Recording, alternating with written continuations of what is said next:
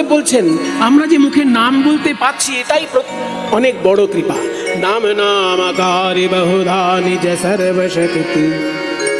প্রথম কৃপা হলো ভগবান এক, তার নাম অনেক। বলে এর মধ্যে আবার কৃপার কি? এর মধ্যে তো ঝামেলা।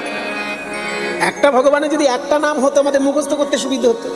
এবার একটা ভগবানের যদি হাজারখানেক নাম হয়, তুই মুখস্থ করবো না অন্য কাজ করব? পরীক্ষার পড়া পড়বো না ভগবানের হাজারখানেক নাম মুখস্থ করবো? ছাত্ররা তো আগেই বেঁকে বসবে যে আমাদের পরীক্ষার পড়া করবো না 1000 ভগবানের নাম মুখস্থ করবো।